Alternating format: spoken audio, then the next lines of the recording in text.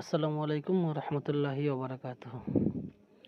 তো অনেকেই একটা প্রশ্ন করেন, জিজ্ঞেস করেন ভাই, প্রিন্টের জন্য বা আপনার এই পিক্সেল অ্যাপের কাজগুলা প্রিন্ট করা যায় কিনা বা বের করা যায় কিনা বা কোনো সব কাজে ইউজ করা যায় না, পোস্টারগুলা পোস্টারিং করা যায় কিনা বা ব্যানারগুলা প্রিন্ট করে বের করা যায় কিনা বা কিভাবে করব বা এগুলো তো ফেটে যায় করলে। তো আমের কাজ অনেকগুলাই প্রিন্ট হয়েছে বা পোস্টার, তারপরে হচ্ছে আপনার ডাক্তারের যে প্রেসক্রিপশন বানানো হয়েছে, দেন হয়েছে যে ভিজিটিং কার্ড, এরকম নির্বাচনী পোস্টার অনেকগুলো কাজ করা হয়েছে। তো এইগুলা কিভাবে আমি দেই ফাইলটা, ভালো ফাইলটা? প্রথমে হচ্ছে আপনারা পিক্সেল অ্যাপে দেখেন, আমার হচ্ছে পিক্সেল অ্যাপ টার্বো। এখানে সেভ করার সময় আপনারা একদম সব সময় আলট্রা, এই যে আলট্রা, এগুলো শেষে দেখেন আলট্রা, আলট্রা দিয়ে সেভ করবেন। দেন এটা হচ্ছে আলট্রা দিয়ে সেভ করবেন। সেভ করার পর যদি আপনার পিএলপি লেপ থাকে, এই যে যদি আপনার পিএলপি লেপ থাকে, তাহলে পিএলপি ল্যাবে একটা ফিচার আছে কি, আপনার এই যে সেভ করার সময় এই দেখেন সেভ এস ইমেজ জায়গায় দেখেন এই জায়গায় আপনার পিডিএফ অপশন আছে। তো এখানে যদি আপনি একটা পিডিএফ অপশন দিয়ে ডাউনলোড করে ফেলেন, তাহলে এটা পিডিএফ একটা ফাইল হয়ে আপনার ফাইলে চলে যাবে। এটা হচ্ছে একটা সহজ, এটা হচ্ছে পিএলপি ল্যাবের বিভিন্ন মানে কি বলা যায়, আলাদা কিছু ফিচার। তো এর জন্য পিএলপি ল্যাবটা আমার হচ্ছে ভালো লাগে। তো এটা হচ্ছে একটা, আর এইভাবে করলে কি হয়, পিকচারটা একদম কোয়ালিটি একদম ভালো থাকে। আর আরেকটা হচ্ছে, যদি এরকম আপনার পিএলপি ল্যাব না থাকে, তাহলে যে কোন পিক্সেল অ্যাপ থেকে আলট্রা দিয়ে সেভ করবেন। সবসময় মনে রাখবেন আলট্রা দিয়ে সেভ করবেন। আলট্রা দিয়ে সেভ করার পর আপনারা দেখেন প্লে স্টোরে একটা অ্যাপস পাবেন যে ইমেজ টু পিডিএফ।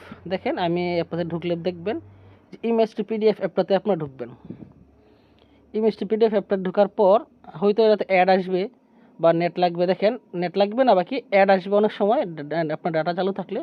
তো দেখেন এই জায়গায় অনেকগুলো option, image to PDF, smart scan, import PDF, compress PDF to JPG, merge to PDF, docs to PDF, অনেকগুলো অপশন আসছে।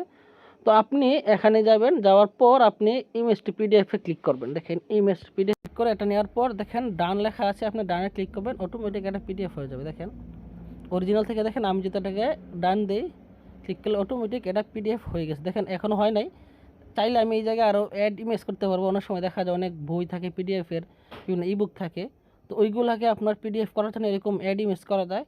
তো আমরা চাইলে একটা পিকচার, দুইটা পিকচার, অনেকগুলো পিকচার একসাথে একটা ফাইলের মধ্যে পিডিএফ করতে পারবো।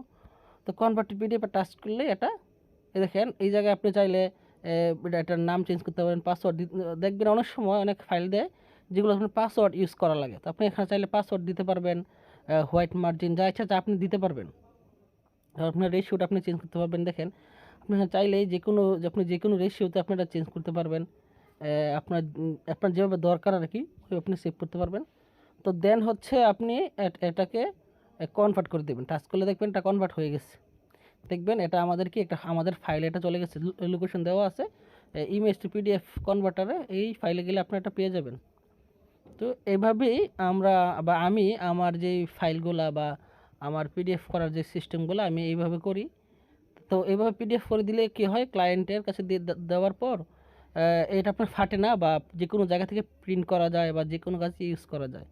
আর অন্যভাবে অন্য কোনো ফাইল দিলে ওটা কি হয়, আপনার পিসিতে বা প্রিন্ট করতে গেলে এটা ফেটে যায়, অর্থাৎ ঘোলা হয়ে যায় বা ফেটে যায়। তো পিডিএফ করে দিলে পিকচারটা একদম হুবহু থাকে, তাহলে আর কোনো সমস্যা হয় না। কারণ প্রথম আমি কয়েকজন ক্লায়েন্টকে দিয়েছিলাম, তো ওনারা বলতেছেন ভাই এই একটা সমস্যা। তো তখন দেখলাম যে পিডিএফ করে দিলে ফাইলটা একদম সেফ থাকে। তো এই ভিডিওটা অনেকেই আমাকে ইনবক্সে নক দিছিলেন, তো তাদের জন্য আজকের এই ভিডিওটা আর কি। তো যদি ভিডিওটা ভালো লাগে অবশ্যই এটা শেয়ার করবেন, সেভ করে রাখবেন, এবং নতুন কোনো ভিডিও লাগলে কমেন্টে বলে দিবেন। আসসালামু আলাইকুম।